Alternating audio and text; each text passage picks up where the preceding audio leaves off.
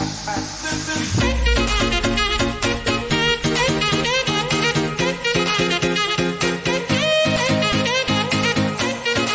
tout le monde, donc aujourd'hui on se retrouve dans une nouvelle vidéo.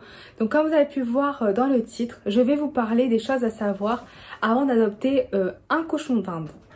Donc si t'es pas encore abonné, abonne-toi, like la vidéo et dis-moi ce que tu en as pensé de cette vidéo.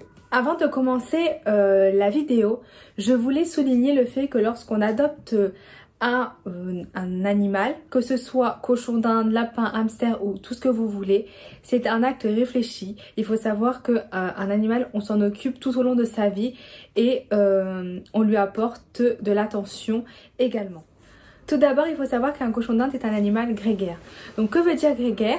Les animaux grégaires, ce sont des animaux qui ne peuvent pas vivre seuls. Ces animaux à l'état sauvage qui vivent en groupe, donc à 2, 3, 4, 5, etc.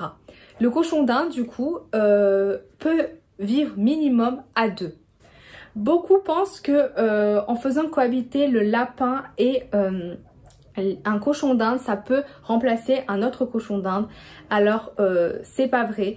Le lapin a des maladies qui sont très dangereuses pour le cochon d'Inde. Donc on évite au maximum de mélanger cochon d'Inde et lapin. Même si vous pouvez voir dans des animaleries, des cochons d'Inde et des lapins vivent dans le même bac. C'est pas bien, c'est pas bon du tout. Donc on évite de mélanger lapin et cochon d'Inde. Il faut vraiment que le cochon d'Inde reste avec des cochons d'Inde, des animaux de son espèce. On évite tout mélange au cochon d'Inde hamster, cochon d'Inde lapin, cochon d'Inde poule. On oublie cochon d'Inde, cochon d'Inde. Si votre cochon d'Inde, vous l'adoptez seul, il risque d'être dépressif, de s'ennuyer, car vous n'êtes pas un cochon d'Inde. Et même si vous êtes beaucoup là pour lui, vous le câlinez, vous lui apportez de votre temps, il se sentira seul et ne sera pas bien. Donc c'est vraiment, il faut réfléchir avant d'adopter des cochons d'Inde, parce que il faut se dire, j'en adopte pas que un, mais j'en adopte 2. Donc il faut que j'en assume 2.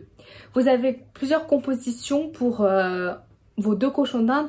Donc vous pouvez adopter 2 femelles, 2 mâles et une femelle et un mâle. Par contre, la cohabitation de 2 mâles et une femelle, il faut faire très attention et elle est impossible.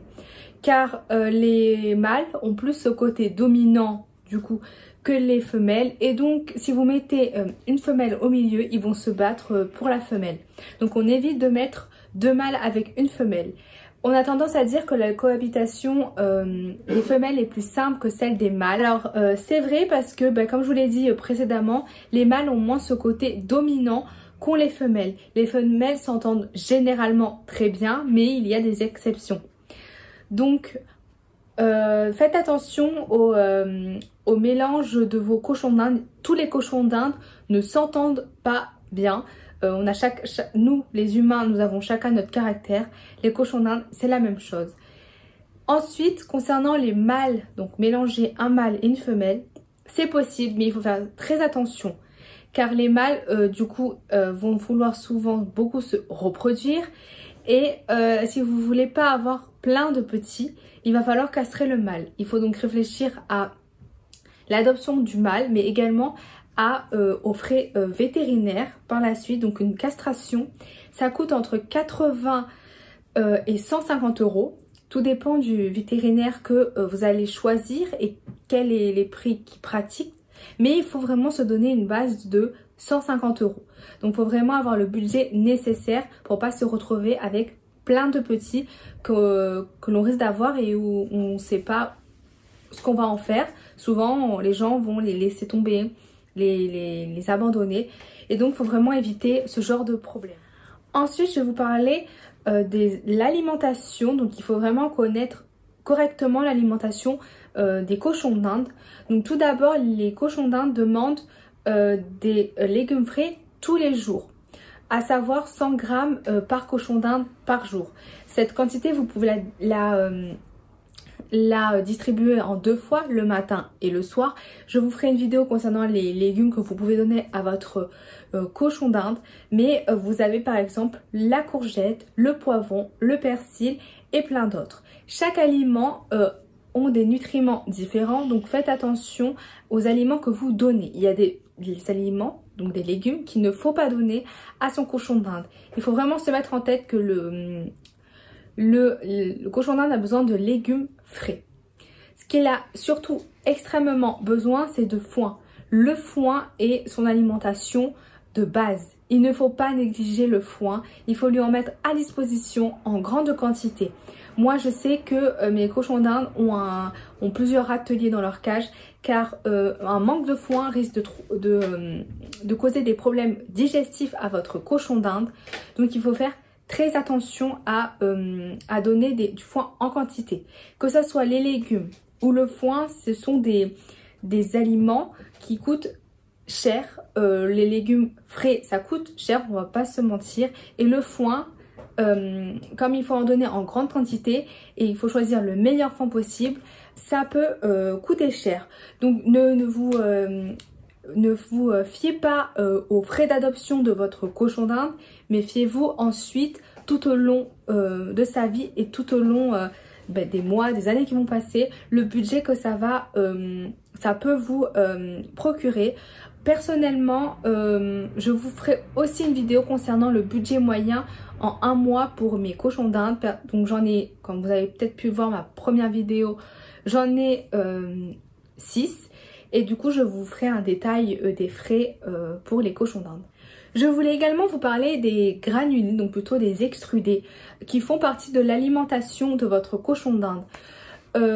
Donc je ne vais pas vraiment vous détailler dans cette vidéo, mais il faut savoir qu'il faut donner des extrudés à votre cochon d'Inde. Ce n'est pas quelque chose de nécessaire à 100% comme le foin, mais c'est bien d'en donner pour enrichir, on va dire, les papilles entre guillemets de votre cochon d'Inde, mais également pour ses dents. Mais je reviendrai là-dessus dans une prochaine vidéo. Le cochon d'Inde aussi demande des soins tous les jours, comme la vitamine C.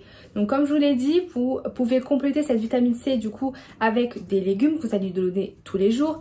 Mais la vitamine C est vraiment nécessaire pour son bon développement car le cochon d'Inde ne synthétise pas la vitamine C.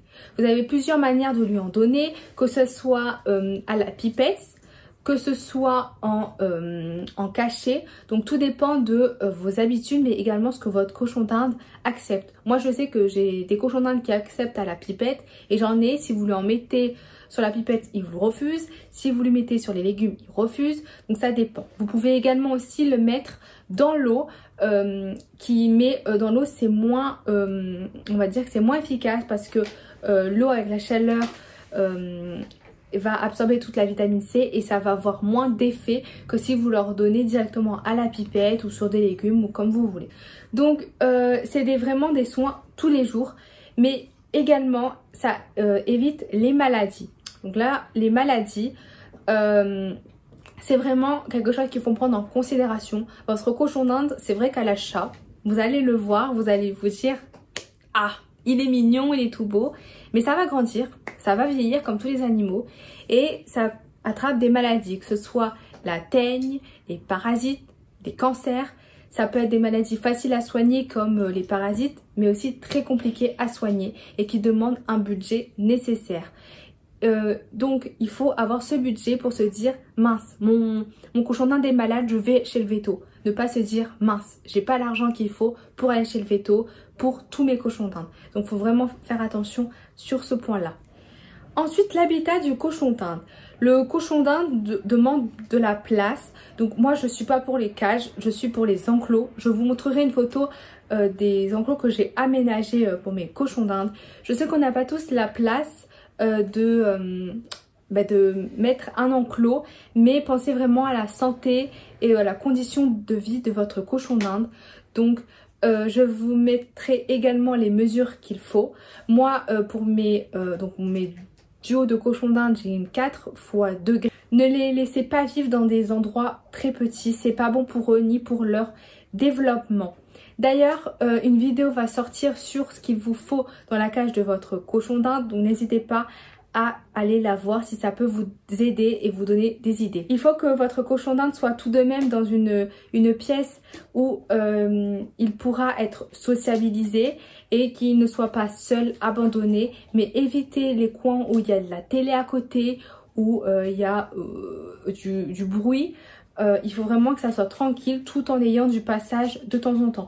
Moi personnellement, mes cochons d'Inde sont dans ma chambre. Alors je vous avoue, j'ai pas de télé. Je mets pas de musique, je mets rien du tout. De toute façon, j'en ai pas très envie. Et puis, ils sont très bien, il y a aucun problème. Ça prend de la place parce qu'il y a du coup, il y a 2 enclos, bientôt 3.